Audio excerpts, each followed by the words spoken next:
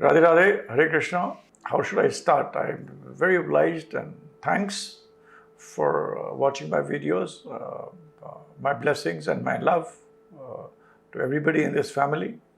And मैं चाहता हूँ कि हमारे परिवार बढ़े और बहुत लोगों ने थैंक्स दक्षिणा के रूप में दे देते हैं लोग, तो दैट वुड ये बहुत ही अच्छे कॉज के लिए जाएगा, which will affect energies also around you. I'm sure about it. So thank you once again. Thanks for all the love and हम लोग सब मिलकर इसको जो एक विद्या का आदान प्रदान है, ज्योतिष विद्या के आदान प्रदान है, उसको आगे बढ़ाएंगे and understand it in the right sense कि astrology is all about energies. And बहुत ही गूढ़ विद्या है। और पहली चीज़ इसमें यह है कि वी शुड हैव, आपको इस विद्या को करने के पहले एक बार आधे घंटे सुबह मेडिटेशन जरूर करा करिए। That's very important. I mean I have been doing meditation the last 30 years or so and 40 minutes what may come, चाहे मैं सुबह करूँ, सुबह काम होता और रात में करूँ, जब भी टाइम मिले, दिन में करूँगा जरूर सोने के पहले। That's the most important thing one should do and it helps a lot. आपके केतु को अच्छा करता है। हम लोग आज अब बात करेंगे गुरु और चंद्रमा के बारे में, जुपिटर एंड मून, गजकेसरी योग, and I would explain both the positives and the negatives and what I feel, जो मैंने देखा है इसके बारे में। गुरु जो है वो बृहस्पति है, बृहस्पतियों का देवता है। और ऐसा नहीं है कि गुरु की अगर आप सारी कहानियाँ पढ़ें तो गुरु ने शुक्राचार्य से मृत संजीवनी प्राप्त करने के लिए तरह तरह के उपाय करे। इंद्र को बोला कि अपनी बेटी जयंती को भेज दो, इत्यादि बहुत कहानियाँ हैं, क्योंकि गुरु ने भी ऐसी चीज़ें करी जो कि मतलब जो कि हम लोग आम रूप से कहते हैं कि बृहस्पति नहीं करते हैं।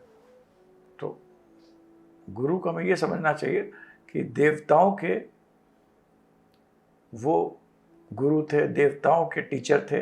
ही was the head priest of the dev. So energy he had was positive in the terms कि it was that, I mean that energy जिससे कि आदमी को ज्ञान मिलता था, ज्ञान की वृद्धि होती थी। मगर पॉजिटिव और नेगेटिव दोनों चीज़ें थी। हर आदमी का अपना स्वधर्म था। तो गुरु लोग थे, जो देवता थे, उनका धर्म था, उनका स्वधर्म था। जो हम लोग गण कहते हैं या राक्षस कहते हैं इत्यादि रूप से उनको बोलते हैं, उनका अपना स्वधर्म था। तो दोनों के अपने स्वधर्म थे और दोनों के स्वधर्म के बीच में एक तरफ बृहस्पति है और एक तरफ शुक्राचार्य हैं। तो बृहस्पति को आप ये जो लोग समझते हैं कि बृहस्पति बिल्कुल मतलब छल कपट इन सब चीज़ों से परे थे, ऐसा नहीं था। उन्होंने भी इंद्र को बहुत चीज़ें बोली थी करने के लिए, जिससे कि शुक्राचार्य के जो फॉलोअर्स थे उनको परेशानी हो। और अगर आप इसको आप कहानी पढ़िए तो आपको मृत संजीवनी ही एक चीज़ थी जिसको प्राप्त करने के लिए बहुत कुछ इंद्र ने बृहस्पति के द्वारा बताए हुए करा था। तो बृहस्पति मगर हमारे हॉरोस्कोप में वो एक उनको जो दर्जा है या जो एनर्जी हमारे अंदर बताते हैं, वो ये बताते हैं बृहस्पति हर चीज़ में, जो भी चीज़ आप करें उसमें जो खुशी मिलती है ना, वो बृहस्पति है। आपने कोई कार्य करा, आपने किसी को 15 लाख 10 लाख दे दिया या बहुत लोगों को खाना खिलाया, उसके बाद आके बैठ गए, आपको मज़ा नहीं आ रहा है, अच्छा नहीं लग रहा है, ठीक नहीं लग रहा है, मगर आपने 2 लोगों को खाना दिया और उसके बाद आपने घर में आया, आपके अंदर एक खुशी महसूस होती है। तो वो जो खुशी होती है ना, वो बृहस्पति है। और वो खुशी चाहे वो शादी में हो, चाहे प्रोफेशन में हो, चाहे फैमिली में हो, तो वो खुशी बृहस्पति है। बाकी शनि राहु सब प्लैनेट्स जो हैं वो कर्म कराते हैं, बहुत सारे कर्म कराते हैं, मगर उन कर्म से जो खुशी मिलने का जो होता है, जो चीज़ है, वो बृहस्पति है। ये मेरा अपना सोचना है। और बृहस्पति जहाँ भी होंगे, जहाँ भी कुछ होंगे, तो वो मतलब आपको हर चीज़ में प्रोटेक्शन देते हैं, एडवाइस देते हैं और राइट एडवाइस देते हैं। ज्ञान है उनके पास। अब उस ज्ञान को लीजिए ना लीजिए, बृहस्पति जहाँ भी होगा अच्छा ही होता है, अच्छा ही करते हैं, एक्सपैंड करते हैं, क्योंकि उनको बहुत कुछ पता है। तो एक्सपेंशन का कारक है, मगर सबसे इम्पोर्टेंट कारक है वो आपके खुशी के कारक है। और हमारे जो जीव चीज़ें हैं उनमें उनका बहुत इम्पोर्टेंट रोल होता है, जैसे कि हमारा खाना हो, बच्चे हो, गुरु है, हमारे जो अपने एस्पिरेशंस हैं उनको फुलफिल करना हो, या देना। बार बार अगर बहुत इम्पोर्टेंट कर देना, देना हर चीज़ का होता है। तो वो देने का भी जो, और किस तरह आपकी मृत्यु होगी, मृत्यु का जो आपका जो सड़क है, कि आप हॉस्पिटल में मरेंगे, कि आप जेल में मरेंगे, कहाँ मरेंगे, कैसे होगा, किस तरह आपकी मृत्यु आएगी, वो भी बृहस्पति ही उसका कारक है। तो इन चीज़ों का कारक है, ना कि आपको बृहस्पति सिर्फ आपको करोड़पति अरबपति नहीं बना सकता। तो जब भी बृहस्पति और चंद्रमा साथ में, चंद्रमा जो है वो कारक है माइंड का, मन, कामना। और अगर आप शिव तत्व में जाइए और शिव पार्वती की कहानी आप पढ़िए, तो जब सती, और सती के बाद हुई पार्वती, पार्वती भी शिव जी को प्राप्त करना चाहती थी, और सती और शिव जी के बारे में आप सब जानते हैं, उसके बारे में पूरी कहानी भी जानते हैं। तो जो इनका जो आप पूरी, इसका जो पूरी उस पुराण या उस कथा को आप पढ़िएगा, तो उसके अंदर कामदेव का बहुत ही इम्पोर्टेंट रोल है। जो शिव जी की तपस्या भी भंग करी थी, वो कामदेव ने ही भंग करी थी। और कामदेव की जो शक्ति थी, फिर रति ने उनसे बोला, तो उन्होंने उनको वापस स्थापित करा, संध्या का जन्म हुआ कामना। तो कामना बहुत इम्पोर्टेंट है, काम। और जो कामना जो है, उससे ही हम सब काम करते हैं, और उसका कारक चंद्रमा होता है। चंद्र हमारी इच्छाओं का कारक होता है। अब इच्छाएं आदमी की क्या होती हैं? हम बड़े आदमी बन जाएं, हमारे पास गाड़ी हो, हमारे पास वेल्थ हो, हमारे पास इज्जत हो, हमारे पास कुछ भी, बहुत सारी इच्छा का कोई अंत नहीं है। किस तरह आपका दिमाग काम करता है, हमें ये स्त्री प्राप्त हो, हमें भोग हो, हर चीज़। और आपका मन जो है वो कामना है, और कामदेव जो है, तभी उनको मतलब उनके बारे में भी पूरी, अगर आप कभी समय मिले तो आप शिव पुराण की कथा जरूर, दोनों कथाएं सुनिएगा, जिसमें कि दक्ष के टाइम के सती और पार्वती जो जब अगला जन्म लिया उन्होंने हिमालय पर्वत की पुत्री बन के, तो उन दोनों में ही कामदेव का बहुत बड़ा रोल था। तो उनको तो हम छोड़ ही नहीं सकते, बिना उनके सृष्टि नहीं चल सकती। तो इन दोनों का मिलन जब होता है गुरु चंद्रमा का, तो ये दिखाता है कि जो चंद्रमा चाहता था, जो आप चाहते थे, अगर चंद्रमा ने वो चीज़ दी आपको, चंद्रमा is basically also the code of what you want in life. आपको पिछले जन्म से आ रहा है और क्या मिलेगा, क्योंकि चंद्रमा राहु और केतु के बीच represents both the nodes, outlet inlet, जो आपने कर्म किए हैं और जो आप कर्म कर रहे हैं, और क्या कर सकते हैं, क्या मिलना है, क्या इच्छाएं लेके आ रहे हैं, क्या बुरे कर्म करें, क्या अच्छा कर्म, उसकी कोडिंग चंद्रमा में है। तो एक आपको सूत्र बताता हूँ यहाँ, चंद्रमा जिस भी प्लैनेट को देख लेता है, दृष्ट करता है, वो प्लैनेट को अच्छा बना देता है। उसके अंदर बहुत सारी चीज़ें आप एस्ट्रोलॉजिकली उससे सिग्निफाई करते हैं हम लोग चंद्रमा में। तो इसी तरह जब गुरु और चंद्रमा साथ होते हैं, तो कहते हैं कि चंद्रमा हमारी फीलिंग थी, हमारी इच्छा थी, और उस इच्छा के साथ जब गुरु साथ पे रहता है, तो गुरु चंद्रमा का जब योग बनता है, एक दूसरे के साथ गुरु चंद्र का कंजंक्शन बनता है, तो वो जो हमारी इच्छा थी उससे हमें खुशी मिल रही है। अब वो इच्छा थी आपकी बलि करने की, किसी ने आपको बोला कि बलि कर दो, और किसी भी यक्ष, डाकनी, याकनी, शाकनी, किसी को प्रसन्न करना है, कुछ भी करना है, जो शक्तियां हैं हमारे सब तरफ हैं, या कोई किसी ने बोला कि आपको मूलाधार चक्र के इसको बहुत ज़्यादा उजागर है, उसको सप्रेस करना है, इसके लिए कुछ करना है, तरह तरह की चीज़ें आपने करा, किसी भी रीज़न से करा, और आपको उस पर खुशी मिली, तो वो खुशी जुपिटर देता है। तो जुपिटर और चंद्रमा का जो योग है, जिसे हम गज केसरी योग बोलते हैं, वो सिर्फ एक ऐसा योग है कि जो आप करना चाहते थे, जो चंद्रमा कोड कर रहा है और जो उसके अंदर कोडेड है, और जुपिटर उसके साथ है, तो जो भी पॉजिटिव काम कर रहे हैं या नेगेटिव काम करा, आपको उसके अंदर खुशी मिल रही है। ये एक चीज़ जो गज केसरी योग बताता है। गज और केसरी इसलिए भी बोलते हैं क्योंकि गज हाथी होता है, हाथी समान, हाथी एक प्रतीक होता है आपको यू हैव अर्नड इट, मतलब आप विजयी हो गए। और हाथी गाड़ी का भी कहते हैं, आजकल तो मारुति गाड़ी को भी और गज केसरी कह सकते हैं, बट दैट इज आप विजयी हो गए, आपको खुशी मिल गई है। तो ये गुरु चंद्र जो मेरे हिसाब से गज केसरी योग है, वो इस चीज़ को आपको बताता है। तो गुरु चंद्र जब भी आपका पहला, चौथा, सातवां, 10वां, 5वां, 9वां, इन 4-6 घरों में बनेगा तो अच्छा होता है।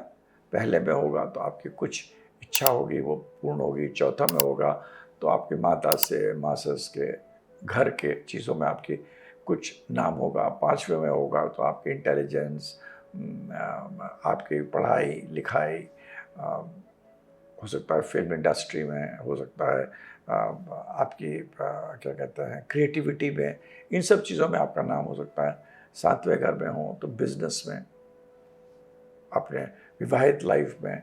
9वें में हो तो आपकी फिलॉसफी में, आपके सोच की शक्ति में, पढ़ाने की शक्ति में, गुरु उसमें आपको अच्छा होगा। 10वें में हो तो आपका कर्म अच्छे होते हैं।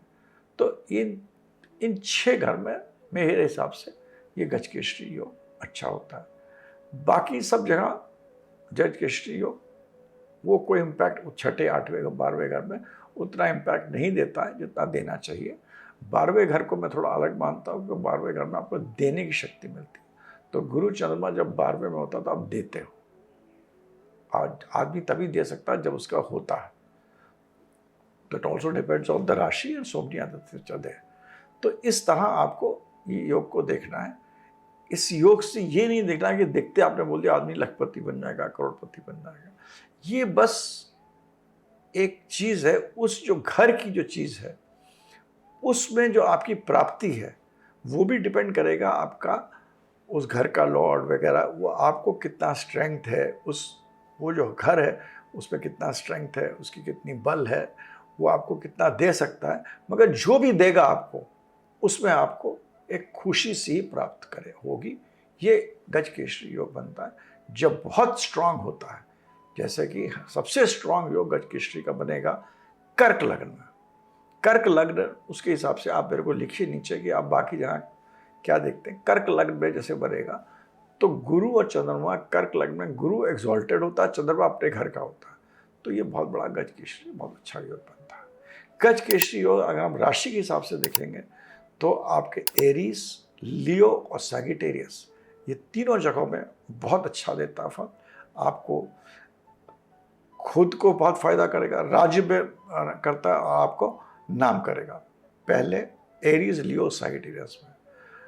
टॉरस में, विर्गो में और कैप्रिकॉन में गज केसरी योग फैमिली के लिए अच्छा नहीं होता है, मगर आपको वेल्थ में आपने जिस तरह पैसा कमाया है और जिस तरह आप आगे बढ़े हैं उसमें आपको एक प्रसिद्धि और आपको खुशी और आपका नाम करता है। 3, 7 और 11 मतलब मिथुन, लिब्रा और एक्वेरियस। मिथुन, लिब्रा, एक्वेरियस 3, 7, 11 इनमें जब होगा तो आपने किसी चीज़ में जहाँ आपने कम्युनिकेशन करा हो, वाद विवाद करी हो, लोगों से बात करने में आपका जो आसपास के लोग हैं, डीलिंग विद पीपल से, इन सब चीज़ों से computers, contacts, communications, partnerships, network, इन सब में आपकी छवि अच्छी बनाएगा, आपको बड़ा आदमी बनाएगा। इन राशियों में हो और केंद्र या त्रिकोण में वेल प्लेस्ड हो तो आपको देगा। इन कैंसर, स्कॉर्पियो एंड पीसेस बहुत अच्छा देता है आपको कैंसर में आपको मतलब एक इंट्यूटिव पावर देता है और आपको मासेस से कनेक्शन देता है। आपको बहुत बड़ा नेता, बहुत बड़ा पॉलिटिशियन इससे बच सकता है। स्कॉर्पियो में थोड़ा सा ट्रांसफॉर्मेशन देता है, तो आप एक डिफरेंट टाइप ऑफ एनर्जी है स्कॉर्पियो की, जो ट्रांसफॉर्मेटरी एनर्जी है। तो फिलॉसफी, ओकल्ट, तो इन सब चीज़ों में आपका नाम हो सकता है। और पीसेस में बहुत अच्छा मानता हूँ, जहाँ आपके पास शक्ति होती है देने की, आप दे सकते हो, सब कुछ दे सकते हो। मतलब you have the power to give and you can only give when you have. होना और देना बहुत बड़ी चीज़ है। तो आप इसमें लोगों को, फैमिली के लिए, लोगों के इमोशंस को शांत कर सकते हैं। इन सब चीज़ों में आपको बहुत अच्छा कर सकता है। तो इस तरह हमें गजकेसरी योग को देखना चाहिए। चंद्रमा क्योंकि गुरु 2.5 दिन में चलता है, तो हर महीने चंद्रमा गुरु के ऊपर से जाएगा, तो मतलब उतने लोगों के गजकेसरी योग बनते हैं। तो इसीलिए हमको गजकेसरी योग का डिस्पोजिटर भी देखना चाहिए, गजकेसरी योग कहाँ बना वो भी देखना चाहिए, और गजकेसरी योग नवांश में कैसा है वो भी देखना चाहिए। नवांश होता है D9 चार्ट, वो भी देखना चाहिए।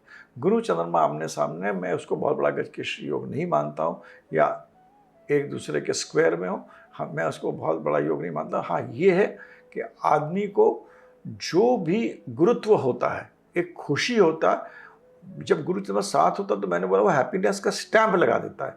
जब गुरु चंद्रमा सातवें में हो या स्क्वायर में हो तो वो स्टैंप नहीं लगाता, बट उसको एक सोचने का, एक सोच के वो, और बहुत उसको प्रोज एंड कॉन्स करके उस पर वो कहता हाँ मैंने बहुत अच्छा काम किया।